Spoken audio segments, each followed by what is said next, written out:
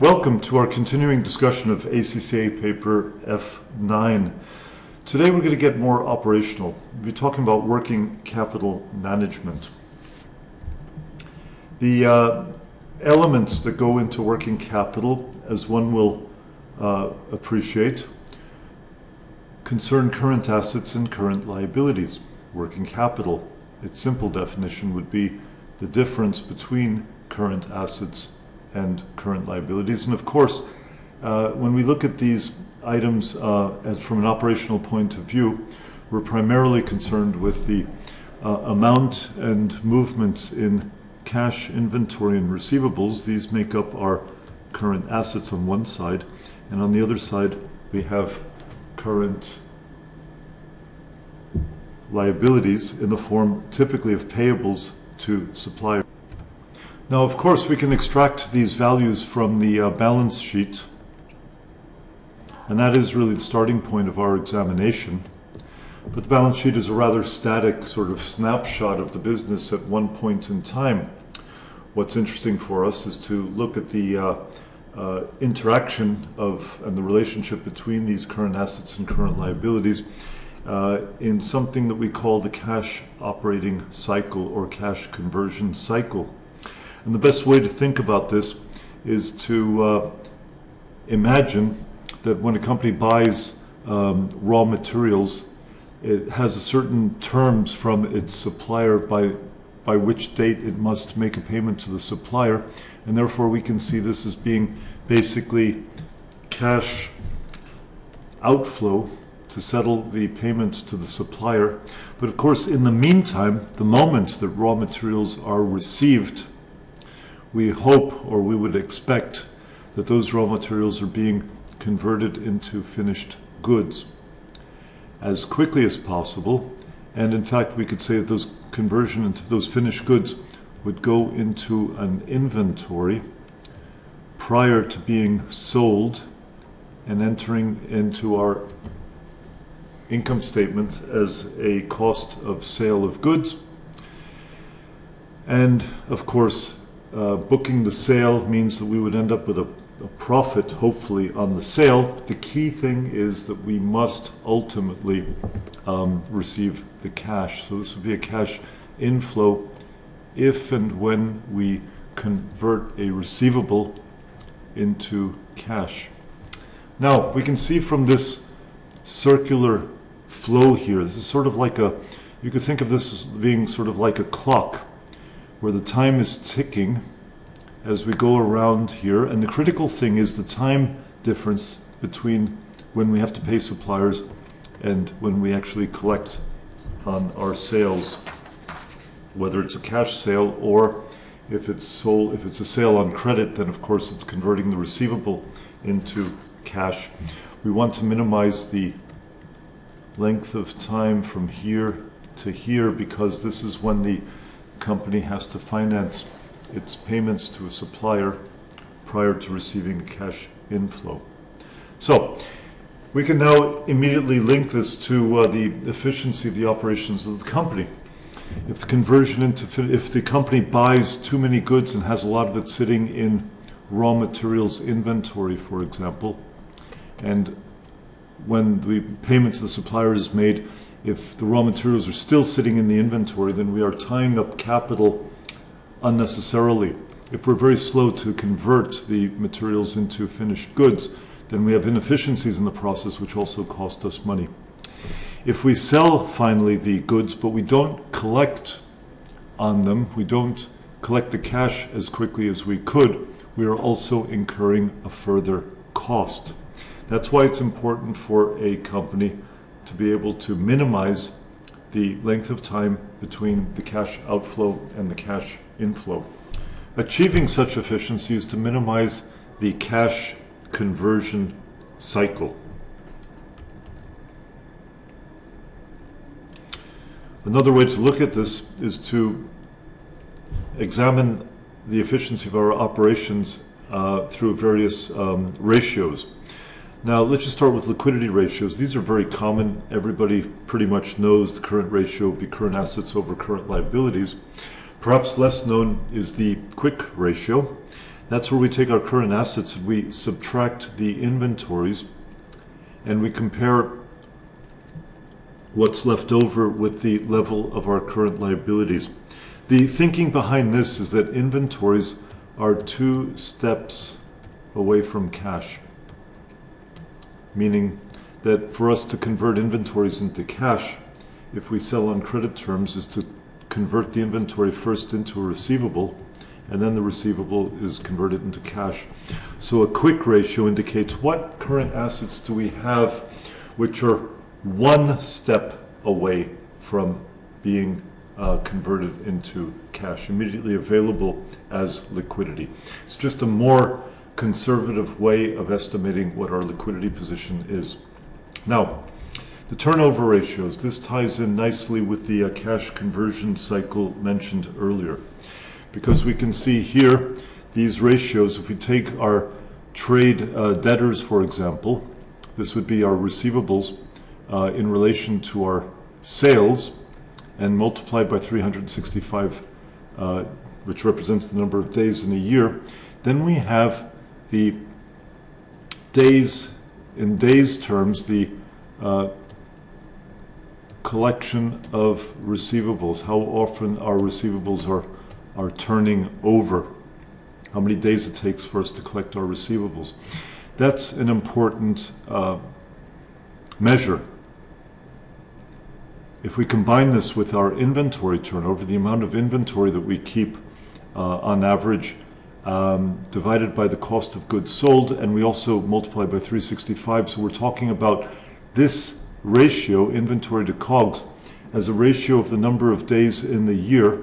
Then we have our inventory turnover, also expressed in number of days. Trade creditors is also based on cost of goods sold, or if we have the number purchases, for example. Our trade creditors, the payment to suppliers, how many days it takes us on average to pay suppliers, also expressed in number of days, payables divided by COGS, this ratio multiplied by 365. You can see the 365 is the factor that helps us to convert these turnover ratios into days terms. Now, we can see as a result of doing these turnover ratios, if we have a receivables collection period of 30 days and we have inventory turnover of, let us say, 20 days, then we could say that we have together 50 days of cash which is tied up in trade debtors, in receivables, and in inventory. On the other hand, the later we pay our suppliers, the more cash we can conserve in the business. So if our trade creditors, for example, are 15 days, we can turn this into a negative number. We can deduct 15 from 50, which gives us a net 35 days, which would be the length of our cash operating cycle. So now the goal of the company should be to minimize this number. If we can keep, for example, lower inventories and reduce this number, if we can collect our receivables quicker and reduce this number, and if we can stretch our payables terms as much as possible, you can see that we can minimize the cash conversion cycle as expressed in the number of days.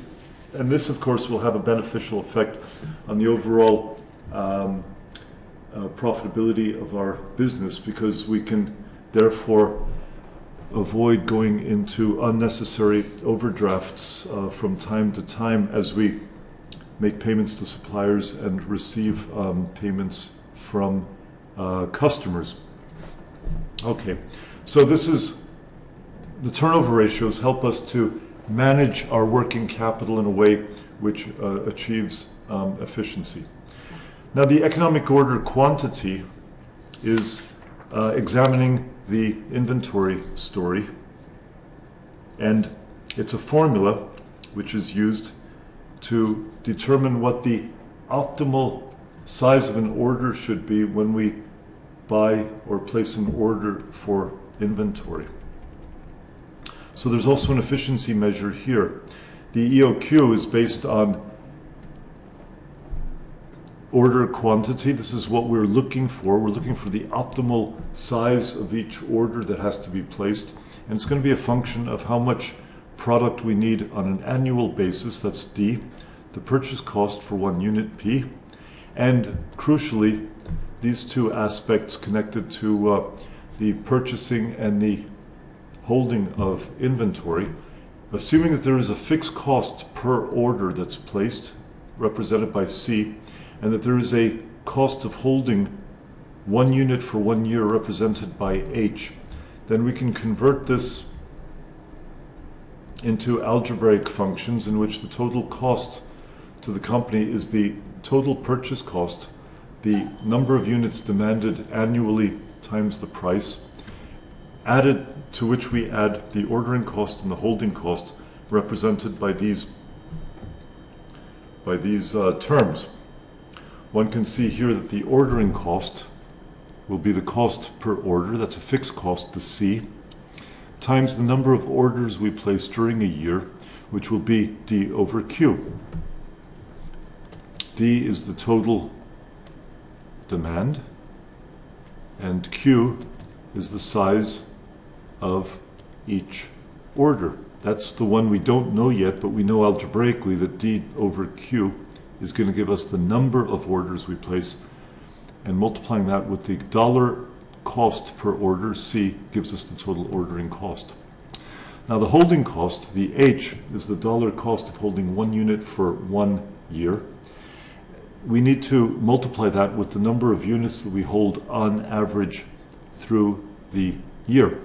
Now, the EOQ is based on the following assumption: that we order Q amount number of items, and that we run them down to 0 before we order and replenish again at Q, and we run them down to 0. So the difference between Q and 0 is Q over 2. That becomes our average inventory, and that average inventory level multiplied by the dollar cost of holding 1 unit for 1 year, H, gives us the total holding cost.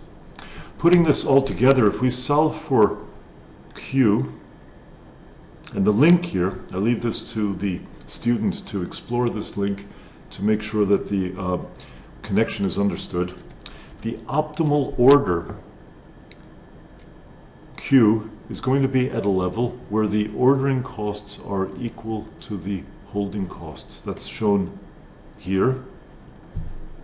And I invite the student to put this to the test by reference to the example here about this company which uses a certain number of units, weekly demand 500 units, purchase price, ordering cost, holding cost, and to determine what the optimal order quantity will be.